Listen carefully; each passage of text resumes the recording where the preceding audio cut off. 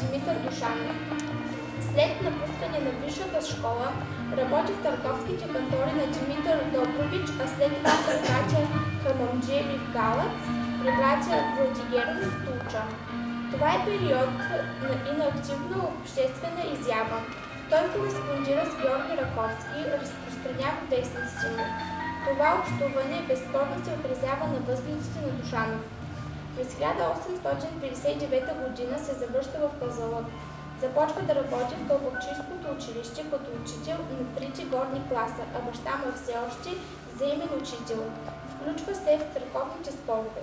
За разлика от традициите за предишните килийни и взаимни учители, за които строгият външен вид, наказанията и боят са част от възпитанието, Душанов има друг възглед. Той пише: лицето на учителят вътре в училището трябва да е повече пъти весело, отколкото навъсено. Обикновено, когато се представя животът на забележителни личности, се отделя малко място на техните съпруги. За Димитър Душанов това правило е неприложимо. През 1867 година той се оженва за не по-малко дейната учителка Рахил Барак. Сръбгиня по рождение, тя посвещава всичките си сили на духовното издигане на българският народ, когато тя обиква като свой. Сам Душанов определя съвместната им работа като загрижен впряг, който тегли работа по общата нива. Във всички дописки до вестниците и записаните спомени на тогавашните казанлъчни учителската им работа е определена като време на добро устройство и възход на училищата, в които работят Димитър, главното класно, а Рахил, девическото и двете в Кълбакчийската махала. Двамата имат и много активни книжовни дейности. Дописки на Душанов има във вестниците Цариградски вестник, България, Македония, Право, Турция, Век и Ден и в периодичните списания Читалище, Българска илюстрация и Училищен дневник. Рахил също публикува оригинални и преводни статии във вестниците Македония и Турция и в списание Ружица, издадено от Петко Рачов Славейков. Душанов има около 25 оригинални и преводни книжни трудове. Повечето от тях са посветени на нуждите на учителската дейност. През 1869 година издава Бисер и безценни камъни за украшаване душата и сърцата на децата. Близка пожари е издадената по същото време на Рахил Душанова книга «Пресът на мъдрост» или сбор философски поучителни мисли и наука за възпитание детинско и за новооженени. По превод от сръбски. Пак през 1869 година Димитър Душанов завършва кратка българска история по питание и отговори за първоначалните училища. Ако след книжовните трудове на Душанов трябва да се потърси дело на неговия живот, това безспорно са преводите на Овен.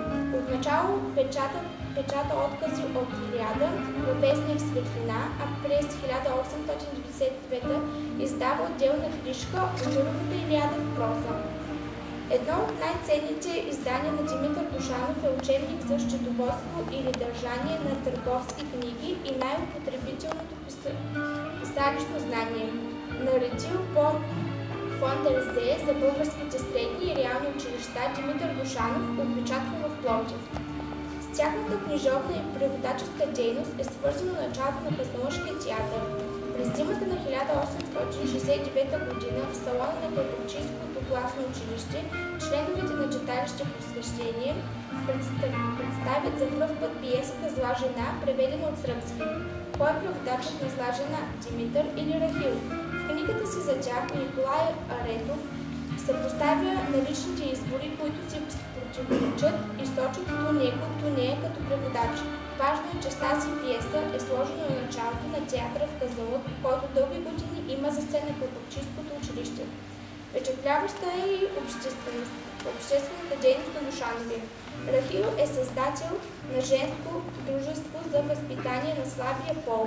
След убедителната й реч на 11 май, денят на Свети Кирил и Методий 1869 година, още същата вечер се събират в девическото училище първите деятелки на дружеството и правят първите дарения. За председател е избрана майката на богатите търговци Папазови, Нетка Папазова, която завещава един абаджийски дюкян. събраните средства се подпомага девическото училище и се купуват ученически пособия на бедните ученички в него. От 1871 година Рахил Душанова е председател на дружеството. Димитър Душанов е съпричастен не само към просветното дело през Възраждането. Активна е ролята му в църковните спорове, заради което преживява тежки конфликти с някои видни казанлъчани.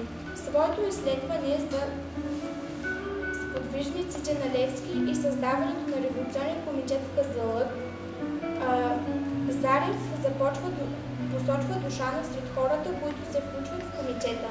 Непосредствено след освобождението става за кратко секретар на откритото управление в Казанлък. След разделянето на българската етническа територия от Берлинския договор, Казанлък е в източна Румелия. Въпреки това, гражданите му са съпричастни към уредбата на свободното българско княжество. Душанов е избран и отива на учредителното събрание в Търново като депутат. Разбира се, нито той, нито избраниците от другите селища извън княжеството имат право да участват в работата на събранието. Един любопитен епизод от живота на Кълбакчийското класно училище, описан в летописната му книга и отразен в спомените на Душанов, представя чувството му за чест и съзнанието, че трябва да остави достоен спомен у поколенията.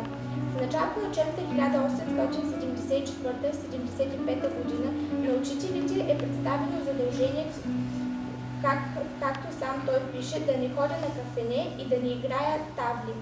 Другите учители подписват условието, но Душанов, без да е запален играч, отказва и остава доста време без работа. В спомените си пише: аз не може да подпиша такива унизителни условия. Толкова повече, че архивите на общината за потомците оставаше документ, с който се самопризнават за такъв, какъвто се дължат, вече не да бъда.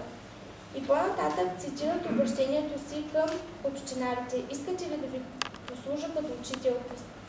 Поднесете ми условия, достолепни и които да отговарят на високото благородно учителско знание.